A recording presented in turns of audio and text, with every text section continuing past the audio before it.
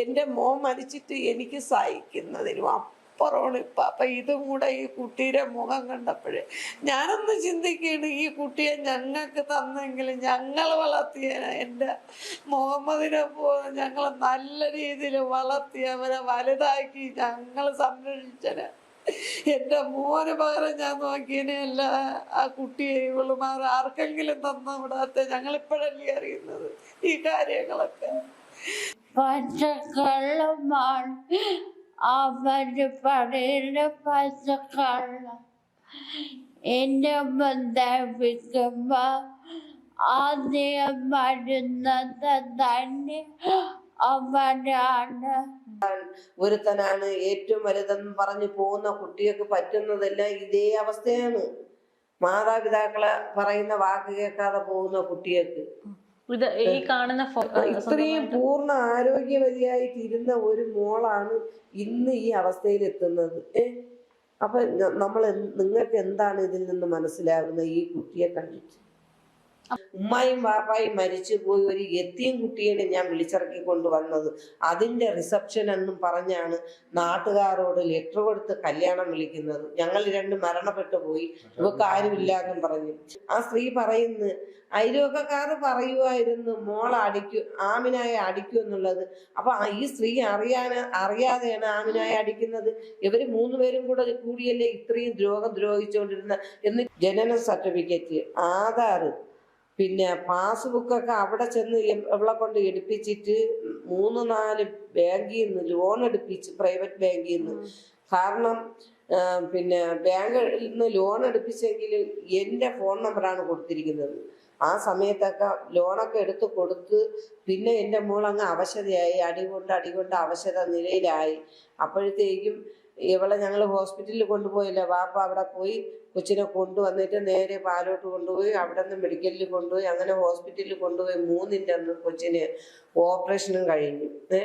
അപ്പോഴത്തേക്കും പിന്നും ഇവർ നിരന്തരം ഈ ബാങ്കിൽ നിന്ന് വിളിക്കുകയാണ്. മോളപ്പോഴും വെന്റിലേറ്ററിൽ കിടക്കുകയാണ്. ഓപ്പറേഷൻ കഴിഞ്ഞ് വെന്റിലേറ്ററിൽ കിടക്കുന്ന സമയത്ത് എൻ്റെ ഫോണിലാണ് വിളിക്കുന്നത്. നമ്മൾക്കപ്പോഴും എൻ്റെ മോനും മരിച്ച് മോളും ഈ അവസ്ഥയിൽ കിടക്കുകയാണ്. ആ സമയത്ത് പോലും ഞങ്ങളെ മാനസികമായിട്ടും പീഡിപ്പിച്ചുകൊണ്ടിരിക്കുകയായിരുന്നു. അതാണ് ഈ പറയുന്നത് പോലെ ഉമ്മ ഇന്നിപ്പോ മകന്റെ ആണ്ടാണ്. എന്റെ മോന്റെ അതായത് 2 വർഷം ഈ അഷ്കറിന്റെ ക്രൂരത കാരണം മകൾ ഇങ്ങനെ ഒരു അവസ്ഥയിൽ കിടക്കുമ്പോഴാണ്, ചികിത്സ തുടരുന്ന സമയത്താണ് മകൻ മരിക്കുന്നത്. അയാളുടെ ഒരൊറ്റ ആളുടെ പേര് കാരണം ഇപ്പൊ 3 ജീവനുകളാണ് ഇത്തരത്തിൽ ഒരാശങ്കയിലായിട്ട് നിൽക്കുന്നത്. 2 പേരും മരണപ്പെട്ടു. ആമിനെയാണെങ്കിൽ ഇത്തരത്തിൽ ചികിത്സയിൽ തുടർന്നുകൊണ്ടിരിക്കുകയാണ്. അപ്പോൾ ഇയാളുടെ ഈ ഒരു ക്രൂരത അമ്മ എപ്പോഴും ആദ്യം അറിയുന്നത്? ഇവനെ കണ്ടപ്പോഴേ ഇവനത്ര ശരിയൊന്നും എനിക്ക് തോന്നിയില്ല. ആദ്യത്തെ കാഴ്ചയിൽ തന്നെ ഞങ്ങൾക്ക് ഇഷ്ടപ്പെട്ടില്ല. ഞാനിവിടെ വാപ്പാരോടെ പറഞ്ഞ് ആമിനാരോടെ പറഞ്ഞ്. അപ്പൊ ഇവിടെ 3-4 പേര് വരികയാണ് പെണ്ണ് കാണാനായിട്ട്. അപ്പൊ ഞാൻ ചോദിച്ച്, എല്ലാരും ഒരേ പ്രായക്കാരെ പോലെ ഇരിക്കുന്നു, ഇതിലാരാണ് ചെറുക്കനെന്ന് ചോദിച്ചപ്പോ അവൻ അതുപോലെ അവിടെ ഇരിക്കുകയാണ്. ഞാനാണെന്ന് പറഞ്ഞു. അപ്പോഴത്തേക്കും എനിക്ക് ഒറ്റ നോട്ടത്തിൽ തന്നെ, സത്യമാണ് ഞാൻ പറയുന്നത്, ഞാനൊരു കളവ് പറയേ ഒരു ഗണിച്ചെടുക്കുകയോ ഒന്നും ചെയ്യുന്നതല്ല. എൻ്റെ മനസ്സിൽ തോന്നിയത് ഇവനാളത്ര ശരിയല്ല എന്നെൻ്റെ മനസ്സിൽ അപ്പോഴേ തോന്നി. ഞാൻ വാപ്പാരെ കൂടെയും പറഞ്ഞു, നമുക്ക് ഈ ബന്ധം പറ്റിയതല്ല, അവൾക്ക് പ്രായപൂർത്തിയായിട്ടില്ല, 22 വയസ്സാവട്ടെ, അന്നേരം നമുക്ക് നോക്കാം. ബുദ്ധിയുള്ള വ്യക്തികളാണെങ്കിൽ പിന്നെ ഇവർ വരുമോ കല്യാണം ആലോചിച്ച്. അപ്പം അവരുടെ ലക്ഷ്യം എന്ന് പറയുന്നത്, നമ്മൾ ഈ കല്യാണം വേണ്ടാന്ന് വെച്ചപ്പം വീണ്ടും ഈ കുട്ടിയെ അതിക്രമത്തിനായിട്ട് സ്കൂളിൽ പോയി തുടങ്ങി. കാരണം അവനൊരു വാശിയാണ്. ഇങ്ങനെയുള്ള വാശിയുള്ള ഈ ക്രൂര മനസ്സുള്ളവരെ കൂടെ ആരെങ്കിലും ജീവിക്കാൻ പറ്റുമോ? ഇങ്ങനെയുള്ള പിള്ളേരെ വളച്ചെടുക്കുകയല്ലേ ചെയ്യുന്നത്. ഇവരെ പ്രായത്തിൻ്റെ ഇതുകൊണ്ട് ആ സമയത്ത് അവരൊന്നും ചിന്തിക്കൂല. ഉമ്മായും ബാപ്പായും 18 വയസ്സ് വരെ അവർ വളർത്തിയതാണ്, നമ്മളെ നല്ല നിലയ്ക്ക് വളർത്തിയതാണ് എന്നൊന്നും ചിന്തിക്കാതെ ഇന്നലെ കണ്ടാൽ ഒരുത്തനാണ് ഏറ്റവും വലുതെന്ന് പറഞ്ഞു പോകുന്ന കുട്ടികൾക്ക് പറ്റുന്നതെല്ലാം ഇതേ അവസ്ഥയാണ്.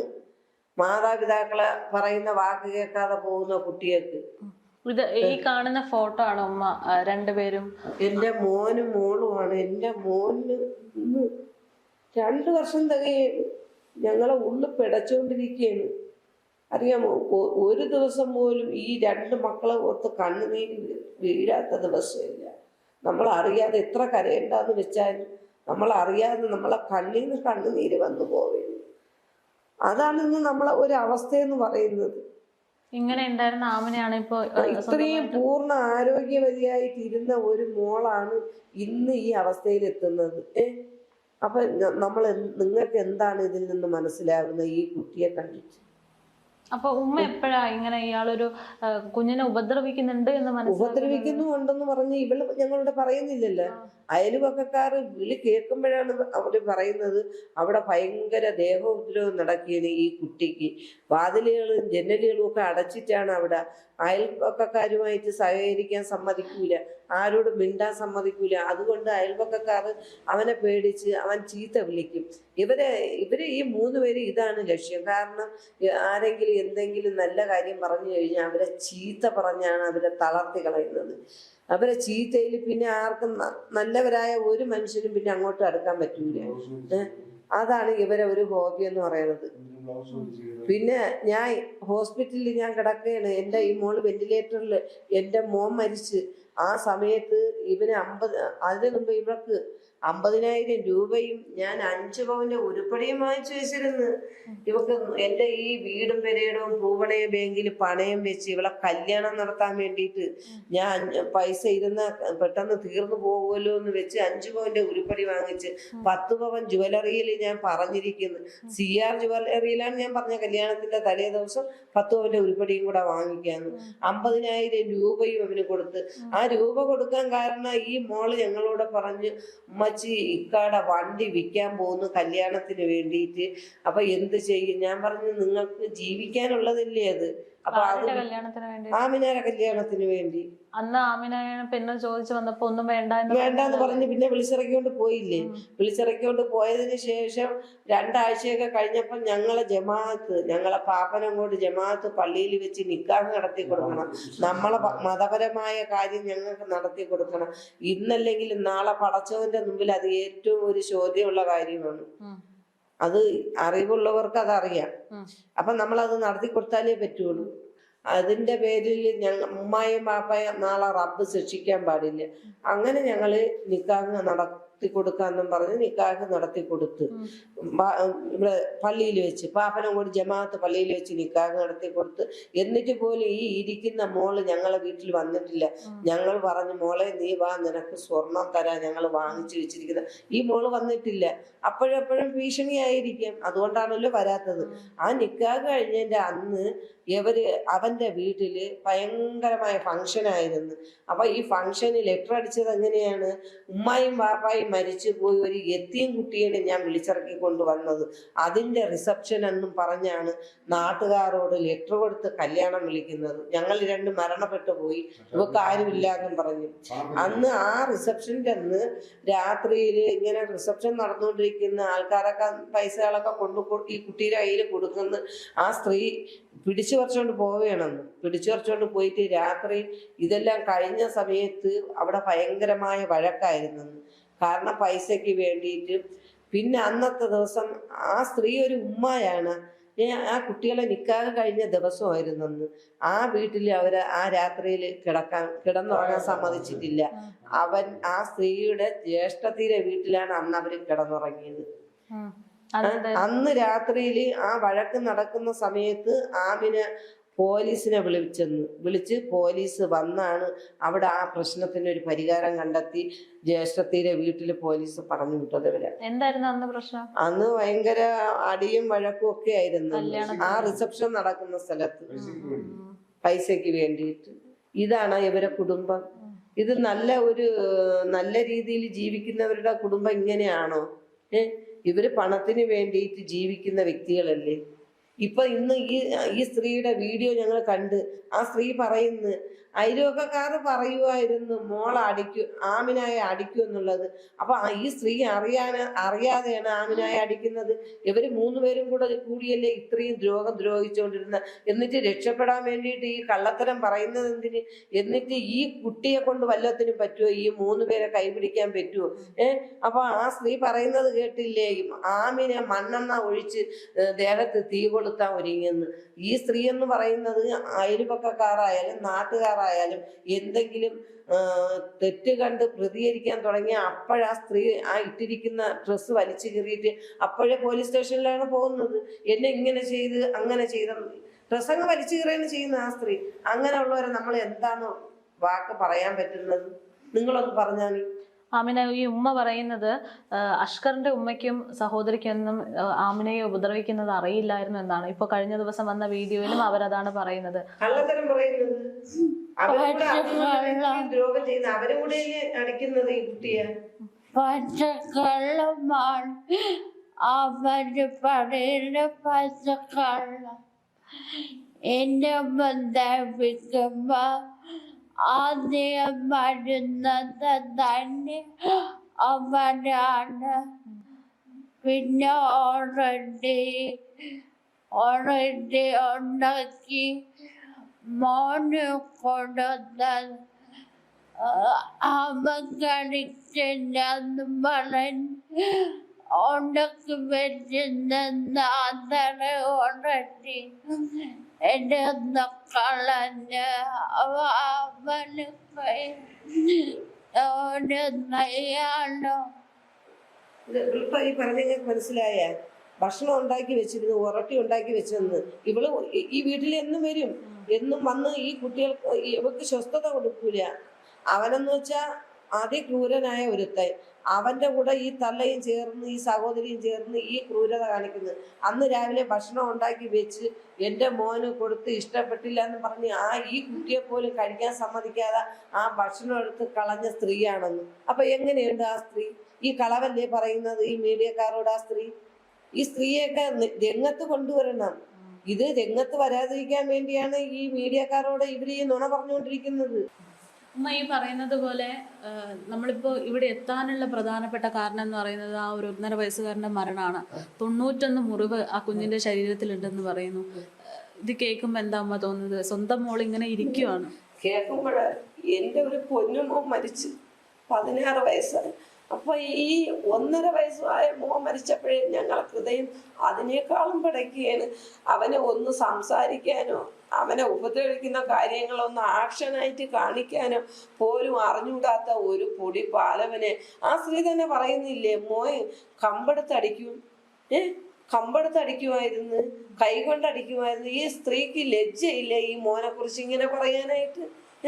ഏതെങ്കിലും ഒരു സ്ത്രീ, ഒരു സ്വന്തം അമ്മ മോനെ ന്യായീകരിക്കുകയാണ് ചെയ്യാനുള്ളത്? എന്തുമാത്രം ദുഷ്ടരായതുകൊണ്ടാണ് ഈ തള്ളയും ഈ സഹോദരിയും ഈ മോൻ ഇതൊക്കെ ചെയ്തു കൂട്ടിയത്.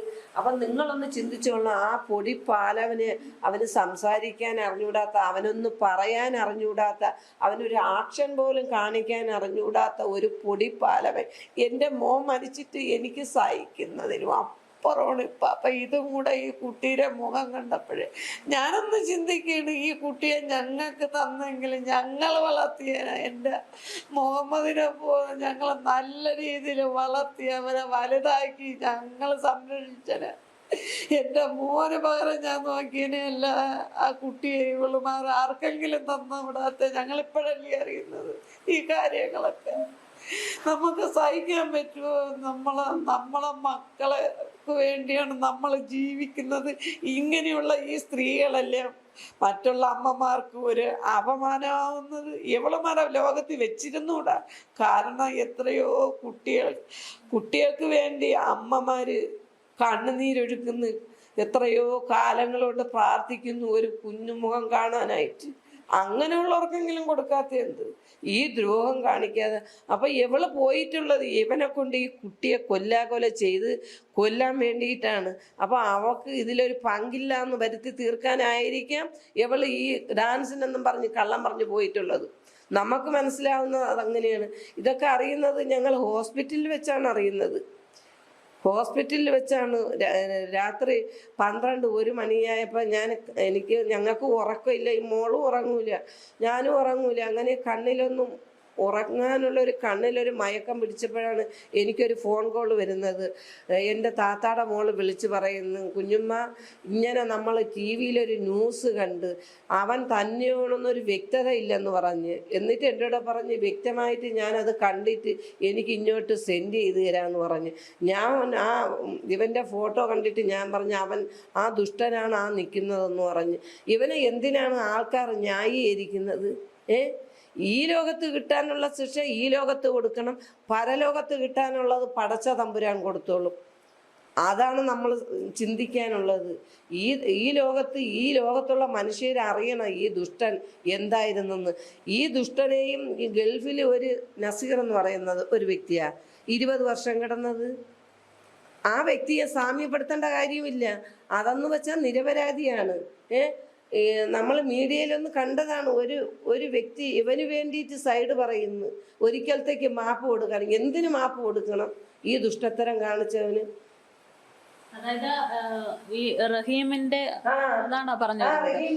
റഹീം എന്ന് പറയുന്ന വ്യക്തിയെ മനഃപൂർവ്വം കൊന്നതല്ല, അറിയാതെ പറ്റിപ്പോയതാണ്. നിരപരാധിയാണ് ആ വ്യക്തി. ആ വ്യക്തിയെയും ഈ അഷ്കർ എന്ന കൊലയാളികളെ സാമ്യപ്പെടുത്തേണ്ട ഒരു കാര്യമില്ല. അത് പടച്ചവന്റെ അർശിലുള്ളതാണ്. ആ വ്യക്തി കൊല ചെയ്യാത്തത് കൊണ്ടാണ് ഇന്ന് റബ്ബ് ആ റഹീം എന്ന് പറയുന്ന ആ മനുഷ്യന് അള്ളാഹു മോചന ഈ ദുനിയാവിൽ തന്നെ കൊടുത്തത്. ആ വ്യക്തി ഒരു ക്രൂരനാണെങ്കിൽ ഒരിക്കലും ശിക്ഷ കിട്ടാതിരിക്കൂലായിരുന്നു. നമ്മൾ അതല്ലേ മനസ്സിലാക്കാനുള്ളത്? നമ്മൾ ഇതിൽ നിന്ന് അതല്ലേ മനസ്സിലാക്കാനോ? ആ റഹീം എന്ന വ്യക്തിയെയും ഈ അഷ്കർ എന്ന വ്യക്തിയെയും സാമ്യപ്പെടുത്തേണ്ട കാര്യമില്ല. ഇവൻ കൊടും ദുഷ്ടനാണ്. എൻ്റെ ഈ മോളെ, ആ 1.5 വയസ്സായ മോനെ എങ്ങനെയൊക്കെയാണോ ആക്രമിച്ചിട്ടുള്ളത്, അതുപോലെയാണ് ഈ 18 വയസ്സായ മോളെ ആക്രമിച്ചത്.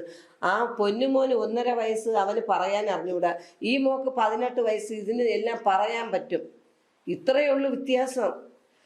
ആ മോനിലൂടെയാണ് ഇന്ന് എൻ്റെ മോളെ കാര്യം ഈ സമൂഹത്തിൻ്റെ മുമ്പിൽ വരാൻ പറ്റിയത്. ആ മോനെ കൊല ചെയ്തത് കൊണ്ട് ആ ദുഷ്ടൻ